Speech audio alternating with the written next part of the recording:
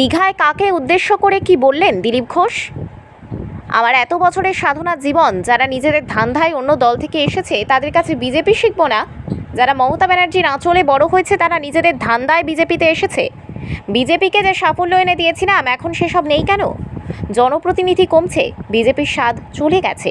2021 থেকে জেতার অভ্যেস চলে গেছে দলের। মানুষ ভরসা রাখতে পারছেন না। অন্য দল থেকে অনেকে কামাতে এসেছেন, করে খাচ্ছেন। সৌজন্য আর লড়াই আলাদা। প্রধানমন্ত্রী বাজপেয়ীজি মমতা বন্দ্যোপাধ্যায়ের মায়ের পায়ে হাত দিয়ে প্রণাম করে এসেছিলেন। আমি সেই সংস্কৃতির লোক। অপসংস্কৃতি ঢুকে দল তার ক্ষতি করেছে। যারা 4টে বিয়ে করে, দিনের জীবন রাতের জীবন আলাদা, তারা ত্যাগী ভোগীর জ্ঞান দিচ্ছে। যারা আজ অন্য দল থেকে এসে জ্ঞান দিচ্ছে তাদের বিরুদ্ধে লড়েই দলকে বড় করেছিলাম। হিন্দু সনাতন যারা বলছে এতদিন কোথায় ছিল, কি তাদের অবদান? বিজেপি কর্মীরা হতাশ হবেন না, বিশ্বাস রাখুন। যতদিন বিশ্বাস ছিল দল এগিয়েছে। সন্দেহের পরিবেশ ঢুকেই দলের ক্ষতি হচ্ছে। আমার গা কাটলে বিজেপির রক্ত বেরোবে। বিজেপিতে থাকবো, বিজেপি যতদিন কাজ দেবে করব। আমি মানুষের মধ্যে থাকি। বিজেপি করতে গেলে হতাশায় ভুগবেন না, চোখের জল ফেলবেন না, কারণ আমরা পার্টি দাঁড় করিয়েছি রক্ত দিয়ে আর ঘাম দিয়ে। যেন বিজেপির কর্মীরা পিছনে তাকায় না, ভয় পায় না, সন্দেহ করে না। যতদিন আমার মনের মধ্যে, আমাদের কর্মীদের মধ্যে সন্দেহ ছিল না, বিভেদ ছিল না, পার্টি এগিয়েছে।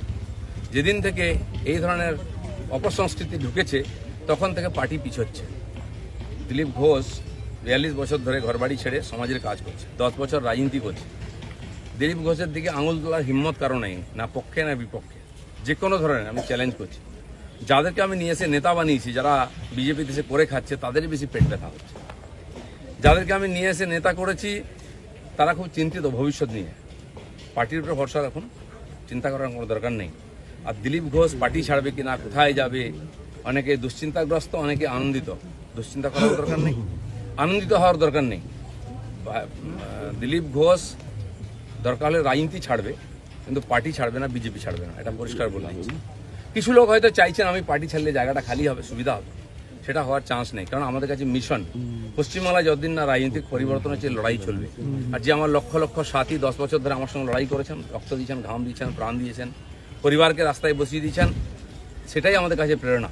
কেউ বলছে 57 জন শহীদ হয়েছে, তারা ভাবছেন যে 21 সালে বোধহয় বিজেপি তৈরি হয়েছে। তা হয়নি। 257 জন শহীদ হয়েছে, রাজনৈতিক শহীদ। সেই শহীদ ভুলিনি, কারণ আমার সময় তারা প্রাণ দিয়েছেন। তার ফলে 77 সিট জিতেছিলাম।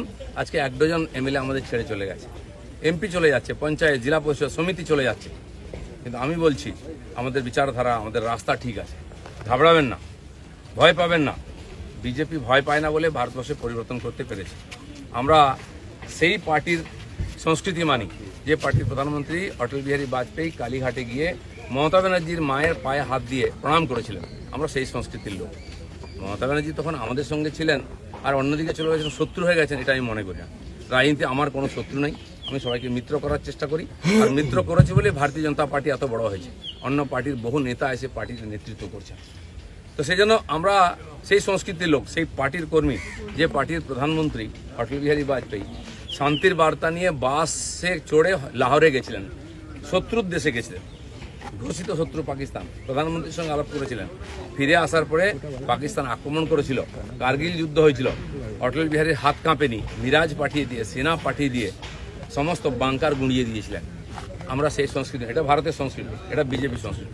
আমার প্রধানমন্ত্রী নরেন্দ্র মোদী, তিনি নওয়াজ শরীফের বাড়িতে বিয়েতে নেমন্ত্রণ রক্ষা করতে গেছিলেন, কোনো প্রোটোকল মানেননি, আশীর্বাদ করেছিলেন মেয়েকে।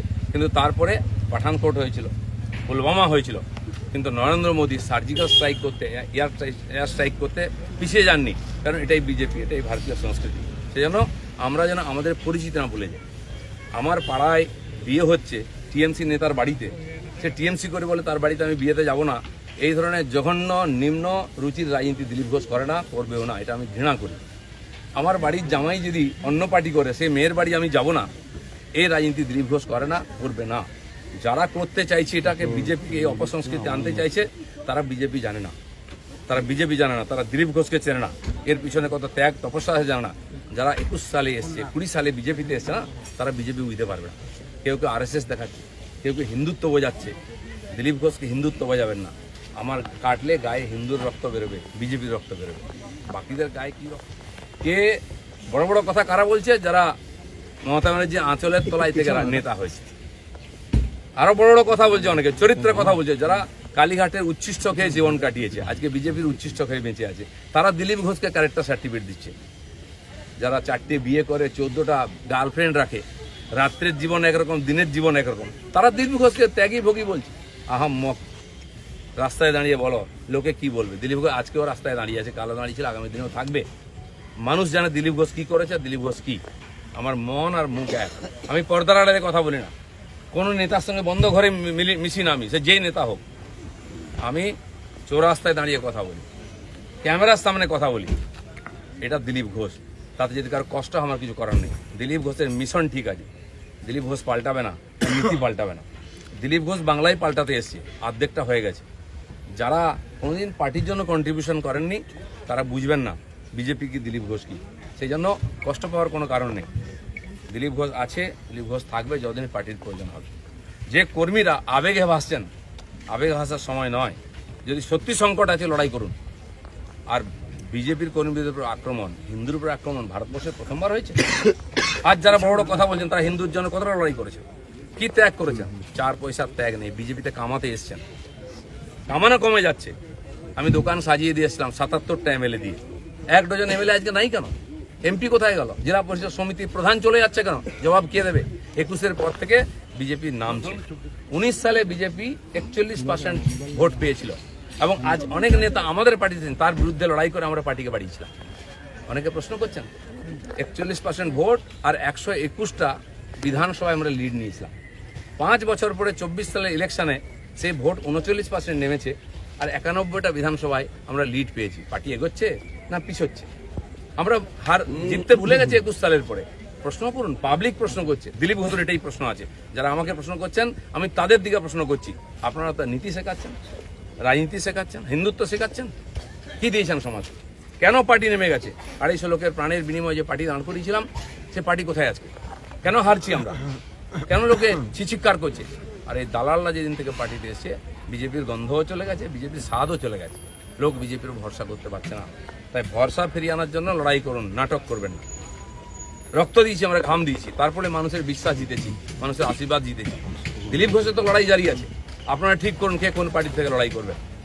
দিলীপ ঘোষ পার্টি পাল্টাতে আসেনি, পশ্চিমবাংলায়